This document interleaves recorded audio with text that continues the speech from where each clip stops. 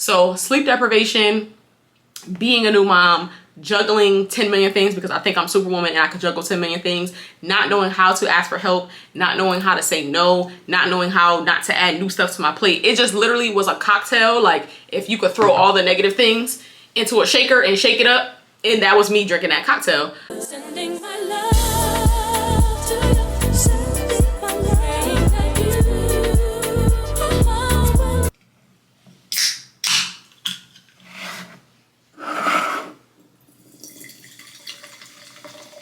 This is my water drinking glass. I know it looks like I'm about to have a nice cold glass of wine, but me. This is my water drinking glass. And this is what I'm drinking. The strawberry mango sparkling water from Target. So now that we're all gathered here, cheers, first and foremost. I have had this video on my mind for a while, and usually with a talking, like a sit and chat, sit down topic, I would have my points written out so it could be very organized and not chaotic. But I also really want this to be extremely raw. Okay, so you can tell based on the title, it's really not a clickbait title. It's really how I feel. And I know for some people it's like, don't speak negatively, always speak positively. But I'm a very realistic person. I know what's up. When something's up, I know what's up, okay? So as you can see by the title, this chit chat is about my business failing. And the reason why this video even came about is I have been growing my YouTube channel, as you guys know. Thank you for being here. Thank you for subscribing. If you're not already subscribed, make sure you hit that subscribe button. And when I first started, I actually started this channel in 2017, but I put a lot of the videos on private and came back, I think 2021 or 2022. I don't know. When did I get this cracking? I don't remember. But when I first started, one of the pillars of the vlogs or just the videos and information that I was showing was entrepreneurship, because I have a lot of like tips and resources I like to share. And then I also wanted to share the process of me being in my business. Now, at the time, I was vlogging and recording always from my phone. And because I'm a small business owner, my phone is a core part of my business. So I needed my phone for a lot of what I was doing. So I wasn't really able to capture it in the style that I really wanted to. So like my ambitions for the channel was bigger than my resources. But cool, I did what I could. I captured what I could. I put out videos as I could. I didn't overthink it. I just put out what I had, right? But I noticed as my channel has been growing and I'm looking at analytics and what videos are performing well, I haven't done really any entrepreneurship or small business content in quite some time. And I'm like, wow, even my little banner when it first starts, like entrepreneurship, lifestyle, girly things, those are my pillars. But I haven't really been talking about my business, about entrepreneurship, about tips and tricks related to that. And a light bulb went off. It's like, that's for a reason. And I really need to explore that, not only internally, but I thought it would be good to come and chat with you all about that. So like I said, this is going to be extremely raw. I do have some points written down because my brain, if you know, if you're a creative, you have like a million tabs in your head. So I put down like just a couple points in my phone. But I really do want this to be super raw. And I don't even have any like extra lighting on. So hopefully the sun stays out so that this is well lit.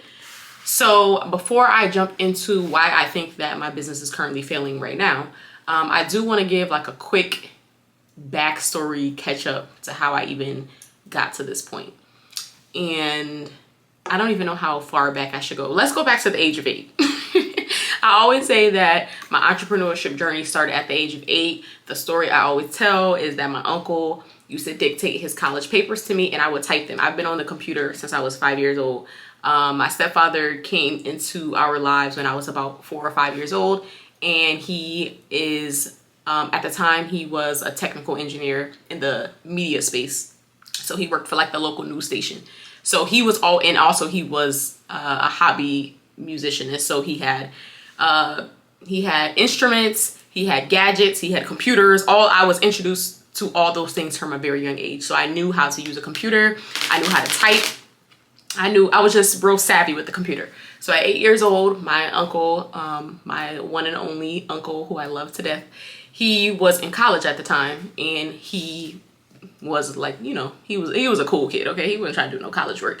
But he would have essays due and he would dictate them to me. He actually had a software to do it, but he would dictate them to me and I would type them up on the computer. And in that arrangement, we decided based on what I was doing for him, he would give me X amount of dollars for my services, right? So there was one time when he did not give me X amount of dollars for my services, and I promptly typed up a notice that he owed me what he owed me, and I pasted it to his door. I taped it to his door. So that's kind of like when I think of my starts as an entrepreneur, that's the story that I always think of. Like, I always was about my business. If I have a talent and you find it valuable and I'm providing you a service, pay up, right? So from there, I did any and everything. I sold CDs when, you know, I'm from the era of Napster, LimeWire, CDRs, burning CDs. I would spend, everybody was outsiding and I was inside on the computer burning CDs. So I would sell mixed CDs, just a lot of different random stuff that I did as a child to earn money.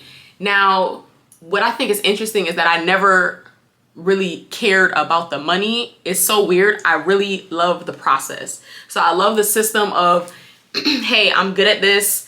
I'm going to put it together in this package and I'm going to deliver it to people and they're going to have a good experience based on what I gave them. So like the whole journey of having something in your mind, having a skill within you, making it something that's tangible, giving it to somebody, them falling in love with it, that gave me like that boost. So it never was like, no, like I'm trying to be a millionaire by the age of 21. I don't know. I just didn't have that mindset. I just have, when I really enjoy doing something, I know how to package it in a way that other people will like it. So from there, I always had tons of jobs as well. So the day before I even turned 16, I think 16 is the working age. I turned 16 on a Sunday and I had my job lined up for that Monday. Like when my permit is valid and the store is open on Monday, my first job was Boston Market. I'm showing up to work the Monday after my Sunday birthday that I turned 16 and I'm working. So I always had plenty of jobs. I've worked retail. I've done everything, okay? So went to college. I went to college for, initially for social work. I have my god sister, who's basically my sister. She's about 8 years older than me. So I always saw her doing all of the things that was like next up for me, like going to school and all of those things. She was doing them before me. So that was like my guide. So she was a social worker and I'm good with, you know, dealing with people. So I was like, okay, I want to go to school for social work. I went to Temple University. I was supposed to be in like a fast track program to do 4 years for my bachelor's, 1 year for my master's to be a social worker. I only ended up staying at Temple for 1 semester. That's a whole nother thing. Financial aid, college stress, whatever. I came back home. Mind you, that was my dream school. I went there on a college tour when I was a junior in high school, fell in love with it. I didn't need to see nothing else. I applied several places, got in several places, but I was always going to Temple, okay? I went with my best friend. It was like the whole package was meant to be, but I ended up coming home. So that was like that was something that I had to deal with, but whatever. Ended up going to a local school, was in the social work program, didn't like their social work program at all, ended up just changing to sociology just so I can get through college, okay? And I had to work while I was in college. I had multiple jobs. There was times when I had literally 7 classes and 3 jobs. So you do the math. I've always been a busy bee doing a whole bunch of stuff. So I finally ended up graduating. I graduated much later than all of my like high school classmates. Well, not much later, 2 years later. In my mind at the time, that was much later, but it wasn't that much later. So graduated 2 years after like all my high school people had graduated and I was out in the world, right? So I was getting my little jobs here and there. I think my very first business was around that time as well. I was heavy into thrifting and like vintage shopping at that time. So I basically had a vintage resale business called Bag Lady Boutique. That was like my first official thing that I was doing. That burnt me out very quickly because I would be in the stores thrifting like hours, spending money, having a whole bunch of product, not having nowhere to put it. It was a lot. And then also when you're dealing with like thrifted items, there's like, you know, there's quality control. It's old items, so you have to like refurb them. It was a lot. So ended up closing that business. After that I was like, okay, I'm always doing stuff, y'all. I've literally done anything you could think of. I've probably done it. So after that I was like, I want a business that like gives back. I want to give back. I don't want everything to be money based. I've said this already. This is like a recurring theme for me. Once it's getting too like dollarish, I don't know, I'm really weird. Like I love money just as much as anyone else. I like to buy stuff, I like to shop, but it's just not my like core goal. So then I had this like initiative called Contribution, where it was like contribution but with beauty in it, so spelled like beauty. So I would do events, and another thing I love doing is events. If you know me, you know that I always love coordinating. When I was probably a junior in high school, I coordinated like a girls' night out where we was gonna get a limo and everybody had to wear all black. Like I'm that person that puts together the itinerary and puts everything together. So with Contribution, I was coordinating these events. At the events, I was collecting donations, money and physical items, and then I would donate them to local women's shelters. So that allowed me to throw the type of events that I wanted to throw. I was doing like, I had the beauty brunch, I had makeup classes, just a plethora of a bunch of different things. And then I would be able to donate back. That, I don't even remember how that one ended. I'm definitely one of those people that it has a million projects all the time. All right, so now moving on. So now let's get to around 2017. So 2017 is when I actually had the initial idea for Paper Standards, which is the business that I'm referring to in this video. It's my stationery business. In order to get that started, I hired a designer. Shout out to the designer. He's actually like, I'm not even gonna tell his business, but he worked for a big company now. So I had my designer, he designed all the planner inserts for me, but when it was time to hit the streets and find a manufacturer or a printer that would print out what I needed for my stationery business, it was a struggle. I couldn't communicate exactly what I needed because it's a very niche industry. Now it's a lot different. Back then, 5, 6, 7 years ago, it was hard to go to a printer and explain, I need individual insert sheets that people are gonna put into a binder, but it's not an 8x11 binder, it's a low binder. It was hard to communicate that. So I felt very defeated. I didn't really know how to like approach the manufacturing situation. I felt super defeated. I ended up taking all the designs that he made for me and just putting them on Etsy digitally, and it kind of was like scrapped.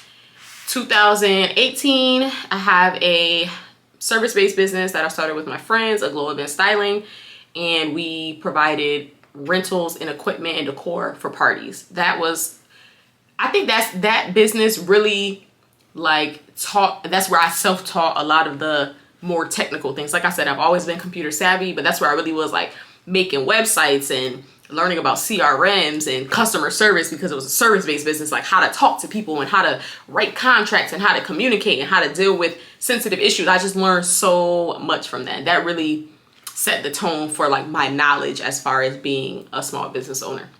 So fast forward to the beginning of 2020, actually the end of 2019. So the end of 2019, I have this service-based business with my friends. The industry that I'm working in at this time is now public health, okay? So I have my big girl job. I have a government job working in public health. I actually really, really love my job because it's a mix of desk work and field work. So I worked as a disease intervention specialist, and I worked in the area of sexually transmitted diseases. Now, what I wanted to do as like a social worker and working with people, it kind of ended up coming to fruition in that role of being a public health professional. So I was able to be in the community. I mean, I was working with people, working in the field. I would go to everything from, I was in the hood and then I was at people's mansions, because anybody could get a sexually transmitted disease. Let's just be honest. So the type of people I was working with, it was everyone. I was everywhere. I was all over. I worked in the southern part of my state. So I was living in Connecticut. I worked in southern Connecticut. I was able to explore new places that I had never been. I was, on my lunch break, I could try a new restaurant. It was like the perfect setup for my style of work. I can't just sit in front of a computer all day long, okay? I need to be doing something that's like, I need a little bit of sun to hit my face. So I'm working this job. I actually really enjoy my job. I have my business. I really enjoy my business, but the service-based business was a lot. It took up all of my weekend time. I had just become a mother in 2015, so I had a toddler at that time. It was a lot. It was all enjoyable, but it was a lot. And at the same time, I'm still doing my personal. She's basically throwing events. Everything's jumbled into one. I started struggling with my mental health. My mental health was on the decline, okay? I was burned out. I honestly was probably dealing with some like leftover postpartum. I wouldn't say that I had strong postpartum depression, but I also never went and spoke to anybody to get checked. But one thing about having a baby, and I think people joke about it and it's really not funny, sleep deprivation is a beast. I mean, it can literally change like your brain composition, the way that you operate in the world. Like, I'm getting a little upset thinking about it now, but it's not anyone's fault. I would never like blame it on my child or my family or anything like that. But when you become a new mother for the first time and you're thrown into just like your daily thing changes. And for me, I'm not one of those people that like, I only need 2 hours of sleep. No, I need the full night of sleep. I need it to be consistent. I need to sleep through the night. So that really, I think that is really like the catalyst of what changed, like literally like my brain composition and also the hormones of just having a baby. I had a crazy birth story. Unexpected things happened. I was in the hospital longer than my son. It was a lot. Okay. So sleep deprivation, being a new mom, juggling 10 million things because I think I'm Superwoman and I could juggle 10 million things, not knowing how to ask for help, not knowing how to say no, not knowing how not to add new stuff to my plate. It just literally was a cocktail. Like if you could throw all the negative things into a shaker and shake it up, and that was me drinking that cocktail. So by the middle of 2019, I was done, y'all. I was done. I mentioned this in a few different vlogs. And I actually did a podcast interview with one of my best friends growing up where I got into it more in depth. But I was done. I was not eating.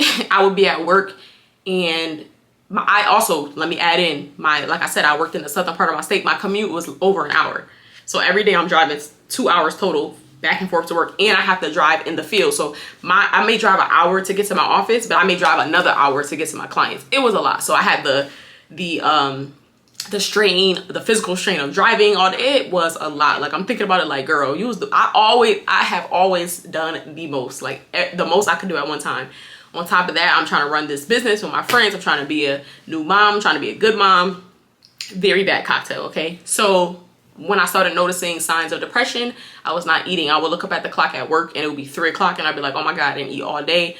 I worked across the street from, a train station, so I would walk to the train station, get something to eat, barely want to eat it. My sleep hygiene was awful. So I went from sleep deprivation because I was a new mom and I was trying to juggle the schedule to now I just have poor sleep hygiene. Like I actually have the opportunity to go to sleep, but I'm not going to sleep. I'm not sleeping properly. I'm staying up all night scrolling. I'm getting like 2 hours of sleep, and it's not because I got a new baby. I don't got a new baby no more. My child is sleeping, but the sleep hygiene was off. Okay. Random feelings of sadness without being able to explain them, very irritable, had an attitude. It just, all of that was like, girl, you need to do something. So I remember one day just being on my couch at home, and I was supposed to be at work, and I literally was just sitting on the couch. Like I was just laying on the couch, and I had a supervisor at the time. I actually love her. I need to check in with her, but my supervisor was a black woman, older black woman. She had, you know, a great career in this field, and she was like a tough supervisor, but I could tell that she had a soft spot for me. Like she ain't play no games, but I could tell that she had a soft spot for me. So she calls me. Now, mind you, I had already been dealing with like, you know, calling out and things like that. But this day I didn't call out. It was like a no call, no show. It was just not like me at all. So she called me and she was like, hey. And I said, hey. She said, what are you doing? You know, like, where are you? And I said, I'm at home. She was like, okay. Like, are you coming to work? And I was like, no, I don't think so. And she was like, well, if you're not coming to work, you got to call and let somebody know. And I said, okay. Like, I was at that point, I don't even have no lie. I ain't got no excuse. I don't have no made up story. I'm at home on the couch and I could barely move. So after that, it really clicked to me like, girl, you need to do something different with yourself. Like, this is not working out. I ended up taking a leave from work and just trying to get myself together. I literally was in like a mental health program. I was going to see people 3 times a week. That's the point I was at. And I try not to always get too deep into the story because it's a very, as you can see, I'm getting a little upset. It's just, it was a difficult time for me. So that was happening. And I felt like I kind of got what I needed. That was the beginning of my own therapy journey, which is what I talk about in the podcast with my friend. That was the beginning of my therapy journey, but it was like a negative experience because I was in a group setting and that's not what I personally needed at that time. Fast forward, I ended up getting an individual therapist, black woman. We were similar age, loved her. It's like if we would have met outside of therapy, we would have been cool. Now that I see her out and about in the world, I'm like, yeah, this would have been my friend. But I enjoyed my therapy with her. Tried to go back to work. It still really wasn't working because it was like this, like driving for an hour, sitting at this desk. 80% of the stuff I'm doing, I could be doing from home. That's when I started having this feeling of like, I just need a situation where I'm at home. And I think I had like requested certain accommodations. Like I had like a special schedule where I only had to work, you know, it would like build up. Like I would work 4 hours the first week, 8 hours, it built up. But what I really needed was work from home. I needed like the space to, if I'm having a struggle day and I'm not able to shower and eat and get myself together, but I can at least complete my work at home. I needed a situation like that. And that just wasn't the case at the time. Now, obviously, there's a lot of companies that have always been remote. But a lot of these like desk jobs, they're not messing with that remote stuff. That was not something they was interested in. And I remember there being like this push to offer, at the time, I don't think we even had a term for it, but it would have been like hybrid. Like, you know, a couple of days a week you work from home and a couple of days a week you work at the office.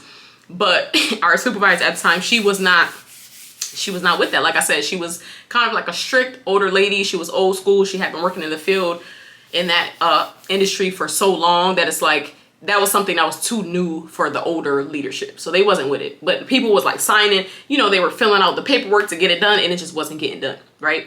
So this is end of 2019. So beginning of 2020, January 2020, I'm like, yeah, the going back to work thing is not working for me. I don't know what I'm gonna do, but it's me or my job, my career. But it's like me, I'm not gonna make it. The person is not gonna make it. So if I'm not gonna make it, then I can't go to work. So I ended up making a very tough decision to just completely leave my job. I had run out of leave. It was getting too stressful doing all this paperwork. I still was actively involved in therapy, of course, but it was just like I just gotta go. So January of 2020, like literally, I think it was like January 21st was my last day. I left my stable government job, okay? January of 2020. Now, I feel like because I've always talked about entrepreneurship and I've always been like a do both type person, and because I love entrepreneurship so much, it kind of gave this appearance that I was like leaving my job to be an entrepreneur. And I always correct people when they say that to me. Like, that really irks my soul, because no, I did not. Like, I was fucking struggling. Like, who wants to not have their steady stat money? Like, I wouldn't just, I don't know. My business wasn't popping enough for me to be like, yeah, girl, I'm leaving my job and I'm gonna be an entrepreneur. And it wasn't like that. I literally was struggling mentally, and I could not make it another day getting up and having to be somewhere at a specific time. Like, I just couldn't do it. So January of 2020, left the job. Now, obviously, that opened up some more space for me to be more active in my business in a place where I'm making my own schedule. So if I'm having a rough time, I can plan around myself, right? So there is some excitement of like, oh, I can focus more on entrepreneurship because I have control of the time and I have control of what I do and when I do it. But I was in the event industry, and what happened? March of 2020, the pandemic. So the pandemic happens second week of March, technically the first week of March, because my son's birthday is the first week of March. And I remember us taking a flight to Florida and then being like, you gotta wear a mask and this and that. But by, I think it was March 14th is when they started the like, everybody stay home. No events. Events are canceled. Events are out. It's illegal to have events. There goes the business. Like, that's the little bit of extra income that I thought I would have. There it goes, right? I feel like I didn't even start this video to tell my whole life story, but this is what ended up happening. It's all right. So there goes that. I'm in shambles, because now I really don't got nothing going on. Okay, like, thank God I'm in a 2-income household and I have like family support. But if you hear what I've been telling you, I'm the type of person to always have my own things going on. That's very important to me. That's just one of my personal values. Like, I'm not no like kept woman. Like, I like to be treated, princess treatment and all that, but at the end of the day, I like to have my own thing going on. If we hit the lottery tomorrow and the family has $1 million, kajillion, bajillion dollars, I still wouldn't be sitting around doing nothing. I still would have to have like Shay activities that are just mine. That's just a me thing. That's from childhood. Okay. So pandemic hits. Now the irony is, had I been able to hold on for that 2-month window, I would have been working from home, because the pandemic hit and everything was closed and the offices were closed and everybody was at home. And then it showed everything that we were doing in the office, we could have been doing it at home, right? So if I would have been able to hold on for 2 more months, that's the funny part. But that wasn't my path. That wasn't what God had for me. So I had already left the job. It's too late to go back. Now I got to figure something new out. So light bulb goes off. Hey, I have that business from 2017, paper standards, that I try to do. I got all the time in the world. Let me try to figure it out now. So I'll get on the computer. I'm up here on Alibaba. I'm talking to China in the middle of the night. I'm figuring it out. Cool. I get my samples, I get the ball rolling, I start doing on Instagram. I was basically like recording the process, because to me that's very important. Everybody will get up and scream, start a business, be an entrepreneur, do your own thing, make your own money, but they don't really show you the process. So I thought that that was important. I wanted to show the process. So I recorded like my whole process from March of 2020 all the way to September of 2020 when I actually launched the business. It was just a really good feeling, a really good experience. Now, starting a business in 2020, which a lot of people did. Now it sounds so far away, but it was only 2-3 years ago. At that time, everybody had money to blow, okay? Everybody had money to blow. We unfortunately had a lot going on with like social injustice, so everybody was trying to be diverse and inclusive and shop with Black people. It was a good time to start a business, okay? Because there was so much support, there was so much energy. Everyone was at home trying to make themselves feel better, so they're shopping, they're spending money. It was a good time to start a business. It was. I'm not gonna lie. It was a good time. And for me, because I already had a really strong audience, because community has always been important to me, I had an amazing audience, amazing clientele when I started my business, amazing support. It really was like a great trajectory. Now, on the back end, in order to do what I wanted to do with the products and the manufacturing, I had finally figured it out. Everything was clicking. It was like a lot of inventory that I needed. So I still have inventory to this day from, you know, early 2020. It's 3 years later now at this point. So I think that's like an important thing to highlight as well. I had a great momentum and I had a great audience, but I started with more than what I needed. And so ever since then, I'm working against the clock to try to get, you know, sell some of that stuff. So that's 2020. It's a great time to start a business. I have great support. I'm doing both my businesses, the service-based and the product-based. Prior to the pandemic, I had already had an office space with my best friend for our service-based business. We ended up upgrading our office space, and now I have a space where I can like do my content creation. Like everything is really clicking. So fast forward to what year are we in now? 2020, we go through 2021, still doing the service-based business. Kind of now feeling like, not really feeling the service-based business because of how much time it takes up, how much time it takes away from my family. It's just really like stressful, right? So 2022, we start talking about just moving forward, how we want it to look. We make a lot of changes within the business to try to just like make it easier to manage. But at the top of this year, I'm also thinking with my family on the back end, by the end of 2022, we want to be out of Connecticut, right? We got to get out of here. Nothing against, other than the weather, nothing against where we were, but we travel to Florida a lot. Everyone asks us like, why did you move? You know that meme that be like, every time I go to a new city, I'd be like, I can see myself living here. That's literally why we moved. We come to Florida enough and we can see ourselves living there, and so we want to live there. So now I have to kind of like shift my mindset for 2022, because I do have these small businesses, and you know they're doing what needs to be done, but they not doing it like that. So I'm thinking for the long term, when it's time for me to move and settle in a new place, I need something that's a bit more legit. So I start looking for a job. Now at this time, it's much easier to find a work from home job. I have skills in customer service, a whole bunch of different type of skills. So I'm like, okay, let me just find a job so I have a steady paycheck. So whenever it's time to bust that move, I have paperwork that shows you know, I have my stuff in order, because with the business, it fluctuates. So I never was like going hard enough to have like, I make this consistent amount every month, right? So I start looking for a job. I find a contractor position, but it's full-time, but it's work from home. So it's very flexible. I was excited about that. It wasn't a ton of money, but again, the goal here is to have a pay stub and have consistency and show I've been employed at this place for this long, and it's work from home. So when I move, I can shift that over wherever I move to, right? So that's really the goal. In the beginning, there was like certain red flags where I was like, schedule wise. So what companies will do, especially startups, they will try to take advantage of this contractor label. So as an entrepreneur, I want to point out that contract roles are an amazing resource for entrepreneurs, because you are not an employee. You set your own schedule. You kind of set some of the terms. You have flexibility. Now, there's two ways that this term can be used. A contractor is like a 1099 worker. You have to be responsible for your own taxes, all those things. But also you could be under a contract where it's like time-based. They could say this is a 1 year or a 2 year contract, right? So mine didn't have like any time limitations, but I was a contractor. So I was supposed to be able to say, you know, like, yes, I will do this, or no, I won't do that, right?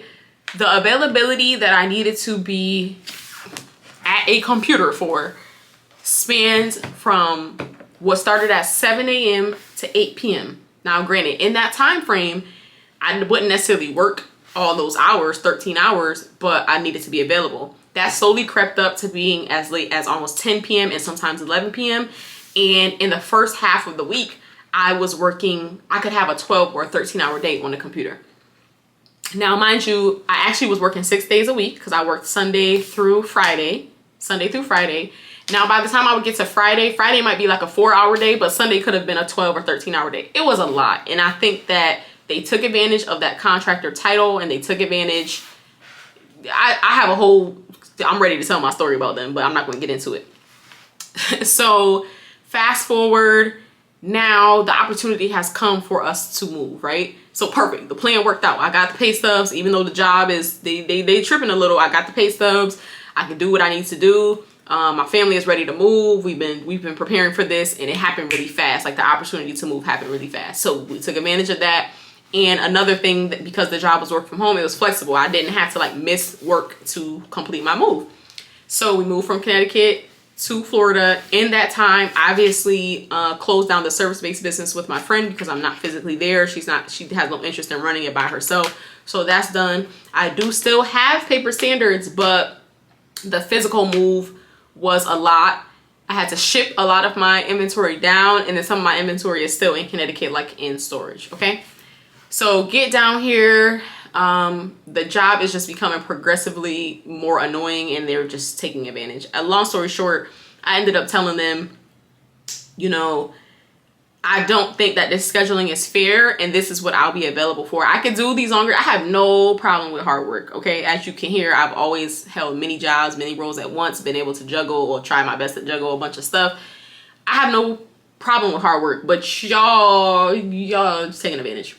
So I'm like, okay, I need a hard stop. I can be available for you from 7 a.m. to 7 p.m., which is still absolutely insane. But I can't be available from 7 a.m. to 11 p.m. From the time I wake up in the morning and trying to get my son ready for school until dinner time and bath time. I have no time to just, I'm always in the back of my mind on call, basically. And you would think this is like heart surgery. When I'm not even gonna tell y'all what it was, but it was just, it's customer service. It's never that serious, okay?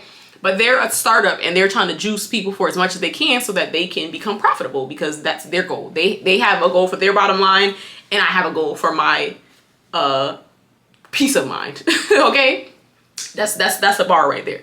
Their bottom line versus my peace of mind. So in order to salvage my peace of mind, because I've been here before. Y'all just heard I was in the mental health program, okay? I ain't trying to go back. So I'm like, I could be available for this 12-hour window. They're like, okay, well, we'll get back to you. And also in that time, I don't even want to get into it. I'm not even gonna go too deep into the story because it pissed me off. But basically, what it came down to is them being like, yeah, we just gonna let you go because you're not available to work 50 million hours a day. And then turned around and told my team that I quit, that I just randomly quit. No, I gave you notice saying that in 2 weeks, my availability is gonna change, and you decided not to move forward with that. So that was like a very weird situation that gave me, not like devastation, but I don't know, it was just weird. It was like, I can't even believe, you know that saying where like if you put a frog in a pot of boiling water, they'll hop right out. But if you put a frog in an empty pot and slowly let the water boil, they won't move. It was like that. Like, I'm not one of those people where like I would get caught up in a cult and somebody would like had me brainwashed and shit. Like, I'm thinking I'm a strong black woman. Like, you can't get nothing past me. But like, I feel like they got over on me a little bit, and that kind of made me like, that put me into like another form of depression. It was crazy. It was like, okay, the relationship has ended. I don't have to do the crazy work schedule no more. But I just feel like these people got one over on me, and it really did something to like my confidence. One thing about me, I'm a very confident person as far as like my skills, the value that I bring to things, because I bring value, okay? And it messed with me, and it was so weird because it was like the work that I was doing was not even important. Like, it had nothing. It wasn't like social work. It wasn't public health. It was, the way that it messed with me was really weird, and it put me into another state of depression. So now this is impacting the one business I have left, Paper Sanders. I'm not really doing what needs to be done. I've lost momentum because I moved, and from moving, I literally was like off social media for like a month. I didn't announce on social media that I was moving. We barely had time to tell our family because, like I said, it was a timing situation where an opportunity came up and we took it. So I'm dealing with all of that. My business has no momentum at this point because I haven't been on top of it. I can't really like jump back in. I don't even have the capacity to even be like interacting with people and being my normal bubbly self because I'm so like bent out of shape about this stupid job. It was so stupid, y'all. It was so stupid. So yeah, I'm just like at a loss at this point. So I'm like, all right, now I became a working girl to be on paper, but now it's like maybe this is a good time for me to get back into like a structured role and do something that I love. Now, all this time of me starting these businesses and growing my social media platform, I have really grown to like love social media. And I've always done little things like had clients that I created content for. I've just always been like hands-on in social media, but it was always as basically a freelancer, right? So I'm like, let me start taking my social media skills more serious and really parlay that into a structured role. So I started my job search. The job search was that's a whole nother draining, daunting thing that will just drive you crazy. But fast forward, I ended up getting a local job in person, going to an office, working for an advertising agency as their social media strategist. I basically managed the social media accounts of almost 8 different clients. None of the clientele was like, you know, things that I was in love with. You know, I'm in love with beauty, lifestyle, things of that nature. None of it was that. But I was good at it. I was really good at it. I felt like I made an immediate impact. And, you know, that gave me my confidence boost back, basically. Like, I know what I'm doing. I know what I'm talking about. And then in my job search journey, there was like a job that I had applied for that was like a bigger role. It would have basically been a marketing director. They ended up calling me back real late after I had already started the other job. But I was like, no, I don't like, that's another, that was like an office cubicle job. The advertising agency was cool. They had like artwork and arcade machines. Like, it still was work, but the vibe was better. Whereas the other job, it was more, you know, like benefits and stuff, but it was just like cubicle work. So long story short, from there, I still was like open to work, and I ended up getting a role at, you know, in social media, an in-house role, which means now I'm just doing social media for this one brand. So that's kind of where I am now. I do in-house for one specific brand. I really enjoy the team. I enjoy the brand. Again, it's not like beauty related or fashion. And I actually kind of like that because it allows me to still do my personal content creation without having it mixing and mingling with work. But I say all that to say that in that time period of me having that horrible job, losing that horrible job, doing a job search, starting a new job, like all of that put my business on the back burner, because I have seen, it's like I know how I get when I get into those states of depression, and structure is really like helpful for that. But the structure can't be me driving to an office every day and sitting in traffic and sitting at a cubicle. Like, the situation has to make sense. And now I'm in a situation where it does make sense. It's work from home. This is probably the best benefits I've ever had.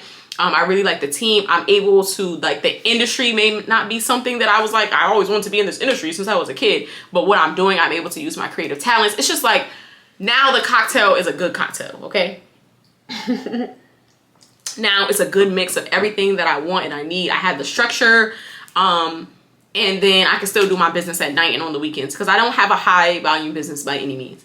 But now I'm at the point where I have been lost the momentum from before I moved. I really don't have the resources to put into my business because I did move, and I had that period of losing that. It's just a lot. I really don't have no money to put into the business right now. And because I lost momentum, the business is not making money, okay?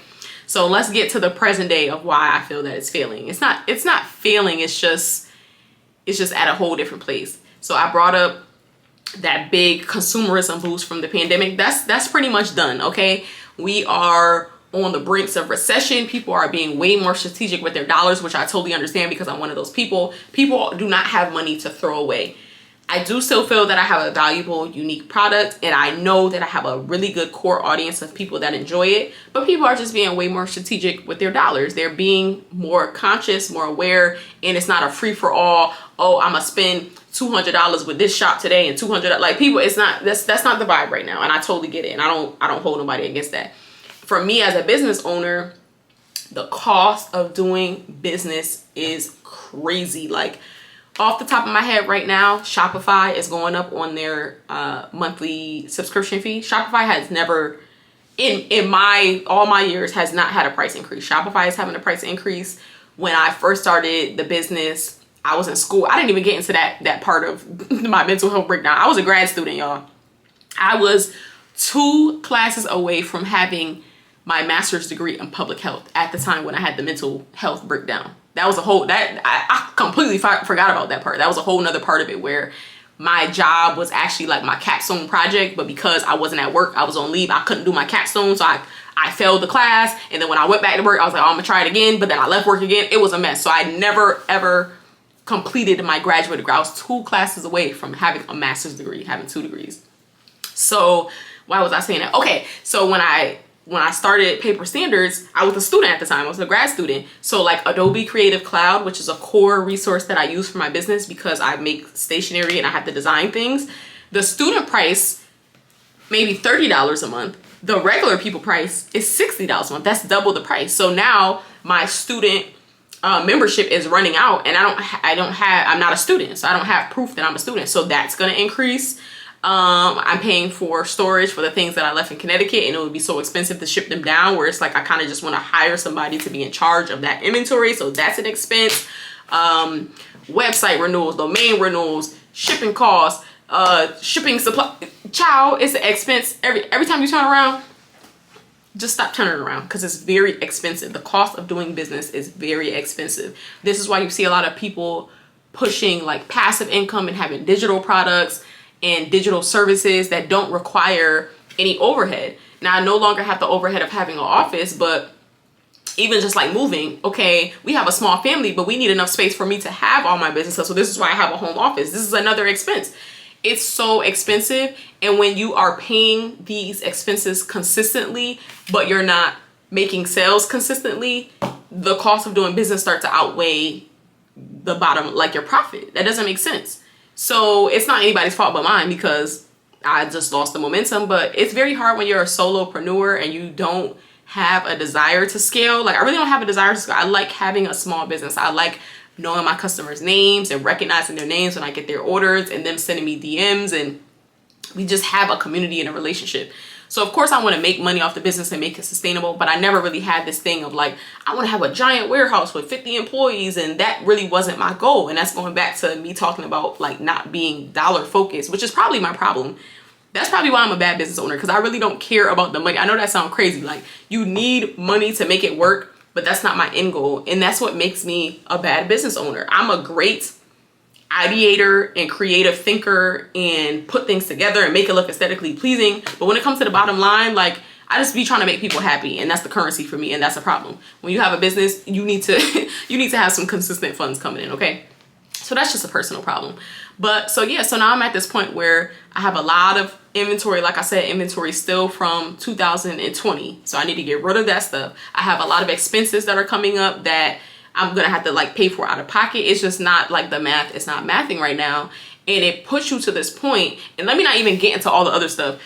People copying you want to copy other people because they're doing a whole bunch of stuff that you wish you was doing. You having ideas in your mind and you don't have the funds to put them out there, and then you see somebody else doing, you like, dang, that's what I want to do, and now you feel like insecure, like if I do it now it's gonna look like I'm copying them, wanting to keep up. That's the mental side of being an entrepreneur. So forget the money side. The mental side will drive you crazy too. So with all that going on, it's just like, what's my next move with this business? I love everything about my business. I love the name. I love the products that I have. Another thing that I forgot to mention that makes it difficult to have your business succeed is quality control. Because I deal with manufacturing, I may get a sample and then I would get 400 pieces and 200 of the pieces got something wrong with them. I'm not going to ship them back to China. Now I got to sell my pieces at discounted rates because y'all didn't do it right. Then I got to argue with you and get some money. But it's just a lot, y'all. It's a lot. But besides all that, I love my business. I love the name. I love the concept. I love the places that I can go based on what I've already built. But I'm just not at a place right now where I could do all the things I want to do. And I think that makes me sad. Like, for instance, I have a collaboration I've been working on. I started working on the collaboration with the artist a year ago, and over a year ago, and we haven't been able to do it. I'm looking at some of the samples right now. Like, I was never really able to put the money and time into it at the time when we were supposed to like go hard with putting the collaboration out. That's when I was dealing with that crazy job where my work hours were crazy. So that was the first thing that was holding me back. I don't even have time to be in the business. I'm working from 7 a.m. to 11 p.m. I'm working 12 hours a day. Like, I literally don't have time. So then I got my time back, but now I don't got no money because I don't got no job and I haven't been focusing on my business.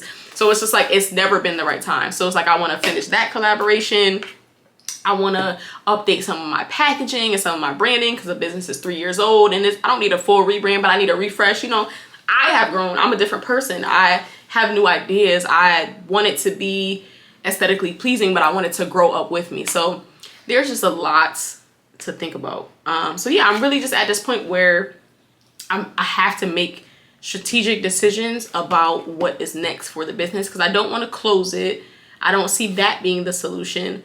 But I'm kind of working in the red right now. Like, I have to, in order to have a legitimate business, you have to keep up with all these expenses. And right now I don't have the cash flow to keep up with the expenses. So it's really something that I need to sit down and strategically think about. That's my plan today. I'm going to pull out my planner and my pens and my sticky notes, and I'm going to figure out what my steps are moving forward. I think the very first step is I'm going to have some type of sale to move out this older inventory. I need a fresh start. I have some creative ideas. I have the collaboration. I have other things that I want to do, and I got to get rid of all this old stuff, because another big expense with having a business is your visuals. I'm highly visual, and I like to have professional photos. I like my website to look a certain way.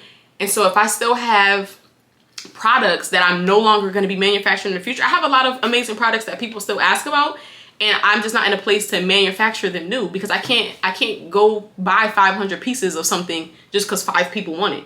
I know you really love it, and I know you'll spend the money with me, but then I'm stuck with 500 pieces. I can't do that. So I have to be way more strategic about the way I order things, the amount of SKUs I have, how much inventory I'm bringing in.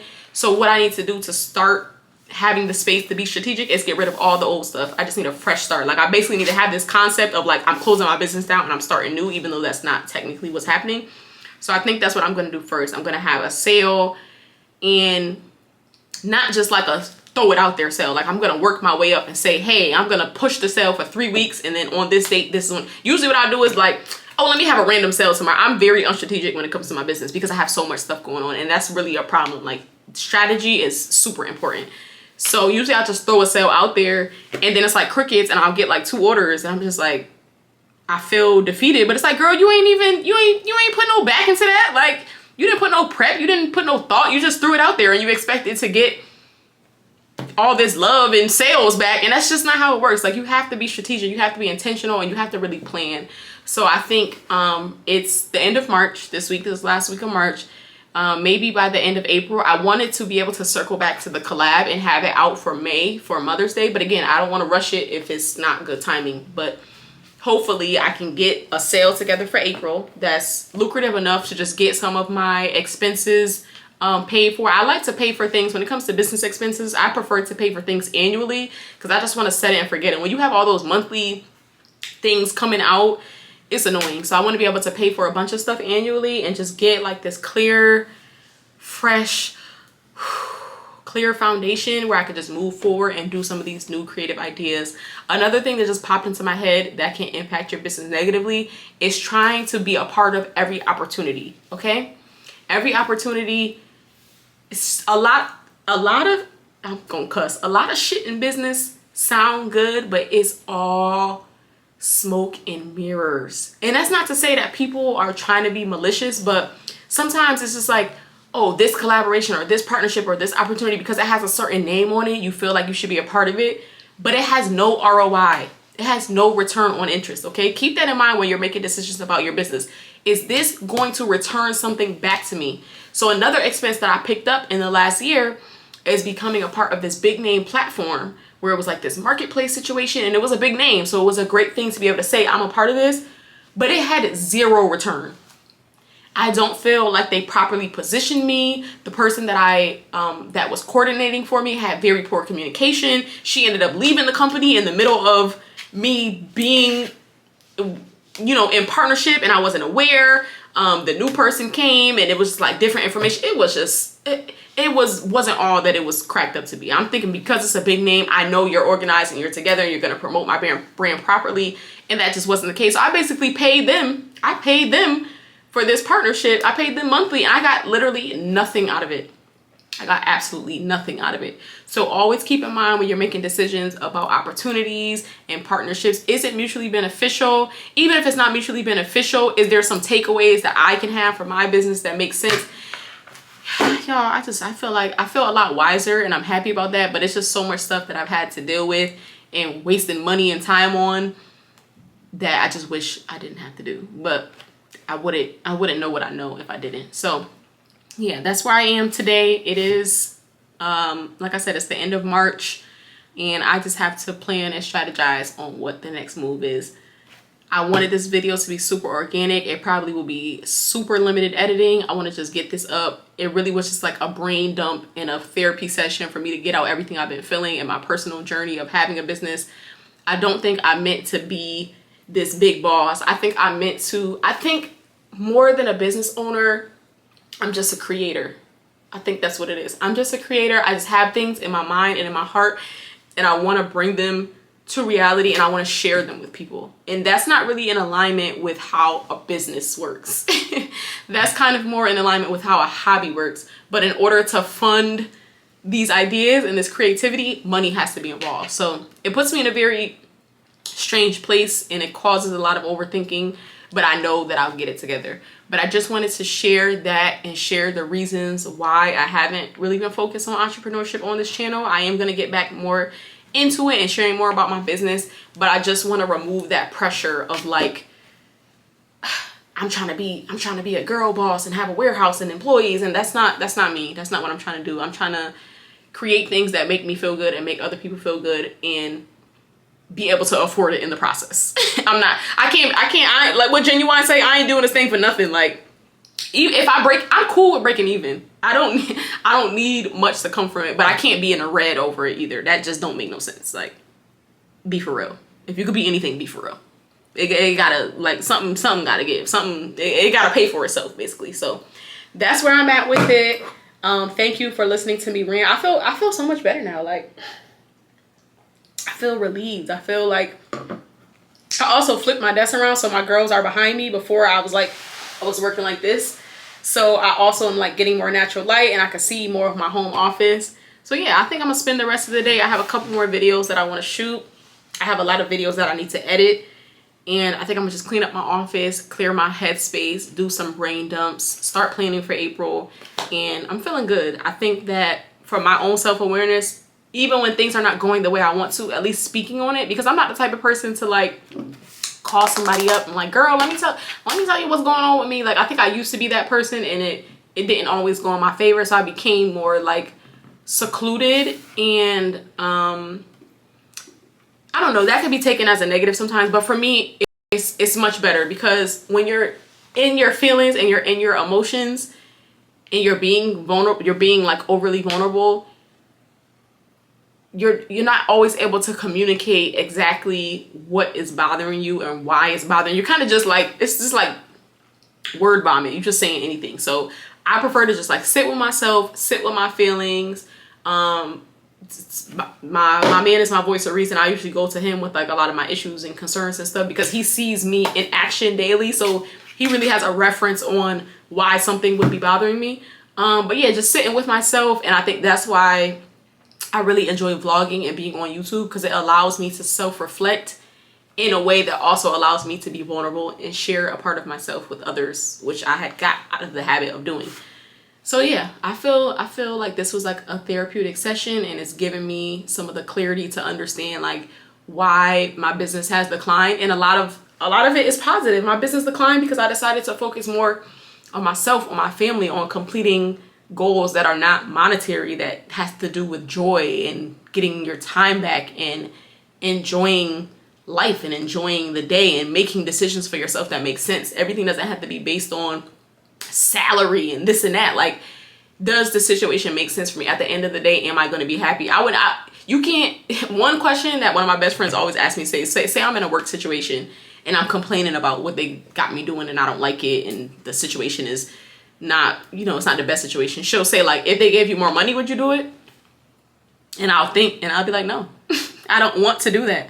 So just knowing yourself and knowing, like, if you're money based, that's good. I don't judge nobody who out for the bag. Like, if that's what you want to do, that's cool. But that's not me. I'm so joy focused. It has to make sense. I have to be able to feel good at the end of doing it. So if somebody came to me right now and said, we're going to give you $200,000 a year to do A, B, and C, but A, B, and C doesn't make me feel good, I don't want it. That's just not me. Like, I need to feel good about what I'm doing.